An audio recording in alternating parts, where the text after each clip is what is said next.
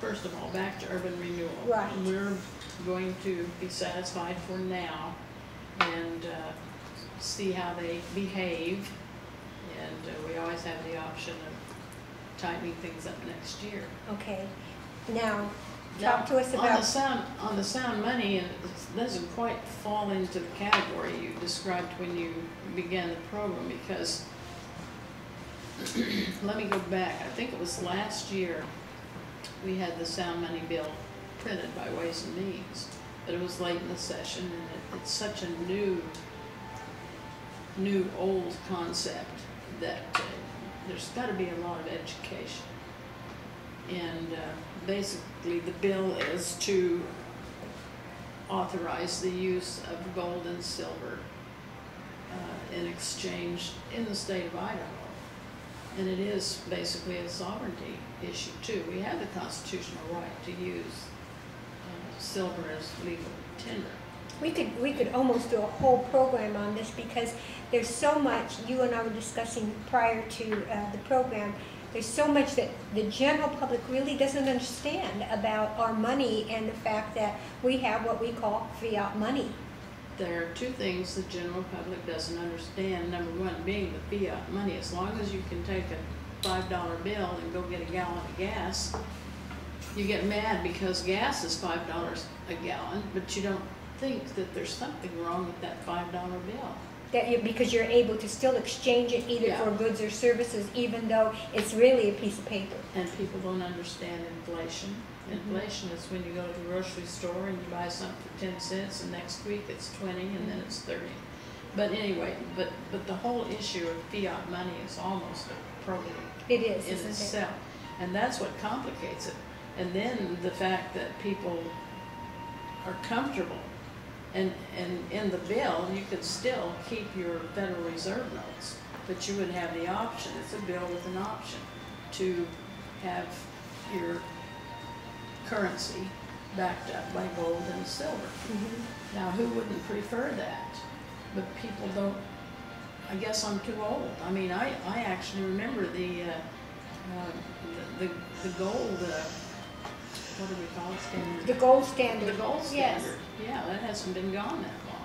Well, and if you look at what a silver certificate was, if you look at what right now, we just have a piece of paper that says it's $1, but there's nothing that backs it. There's nothing that says, you know, you can take this to the bank and exchange it as you used to be able to for gold, silver, or whatever. Yeah. Now, and then people don't quite. It's difficult to explain, as you can tell that I'm having trouble explaining it. But they don't understand. I don't care how often they are watching the news.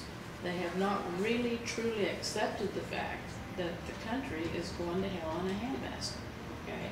So what? And basically, that's I would say that the root cause of all of this is the fact that we don't have a stable, dependable, reliable currency exchange like we used to have. Well, we had depressions when we had the gold standard, but they come and they go. We'll always have those.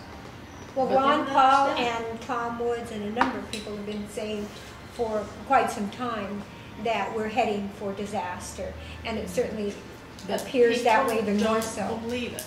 One of the best books I ever read, and it was one of the Sinclair Lewis. There's a couple of guys with similar names, and the title of the book was "It Couldn't Happen Here." And I read that when I was in high school, and it was basically a story about it couldn't happen here, but the story showed how it did happen here. I think very shortly we will see. We're seeing it now, but most people haven't awakened to it. Inflation is going to run. That's the only option left to us, and so we see it right now in gas prices and the like. But it's just again food. But it's going to become much more drastic. You know what? Anybody that might question that relative to these issues, I have a good friend who in '05 was selling farm ground to developers, and now in 2011 he's selling development ground to farmers.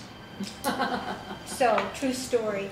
Well, thank you all for being here, and we will come back and we will discuss. I would really appreciate that.